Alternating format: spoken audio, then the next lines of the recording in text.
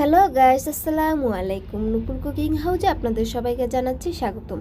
আজকে আমি আপনাদের সাথে শেয়ার করব মহা ঔষধ থানকুনি পাতার ভর্তা কিংবা মাখা।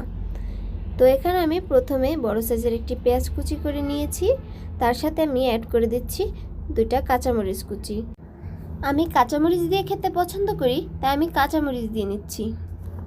আপনারা চাইলে এখানে শুকনো টালা মরিচের গুঁড়াটাও অ্যাড করতে পারেন।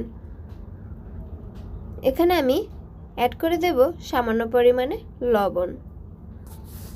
থানকুনি পাতা স্বাস্থ্যের জন্য খুবই উপকারী, এটা আমরা ছোট বড় সবাই জানি। আর যদি আমার এই ভিডিওটি ভালো লেগে থাকে তাহলে অবশ্যই আমার চ্যানেলটাকে সাবস্ক্রাইব করবেন এবং ভিডিওটিতে লাইক দেবেন, কমেন্ট করবেন, শেয়ার করবেন। এখানে আমার পেঁয়াজটি মাখা হয়ে আসছে। পেঁয়াজটিকে আমি ততক্ষণ করে মেখে নেব যতক্ষণ না পেঁয়াজ থেকে পানি বের হয়ে আসছে।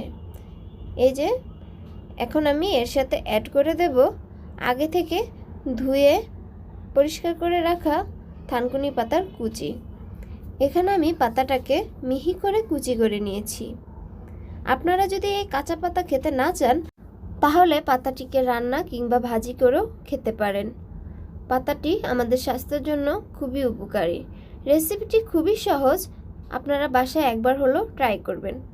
আর কে কে বাসায় ট্রাই করেছেন আমাকে অবশ্যই কমেন্টে জানাবেন। এই তো পাতাটিকে আমি ভালো করে পেঁয়াজের সাথে মেখে নিচ্ছি। পাতাটি আমার মাখা হয়ে গেলে এখানে আমি অ্যাড করে দেব 1 টেবিল চামচ সরিষার তেল। সরিষার তেলটি অবশ্যই ব্যবহার করবেন, এতে করে টেস্টটা দ্বিগুণ হয়ে যাবে। আর চেষ্টা করবেন পাতাটিকে গরম ভাতের সাথে পরিবেশন করতে। তো যদি আমার ভিডিওটি ভালো লেগে থাকে তাহলে অবশ্যই ভিডিওটিতে লাইক দেবেন, কমেন্ট করবেন, শেয়ার করবেন। আমাদের চ্যানেলটাকে সাবস্ক্রাইব করে আমাদের পাশেই থাকবেন। আজকের মতো বিদায় নিয়ে নিচ্ছি। আসসালামু আলাইকুম।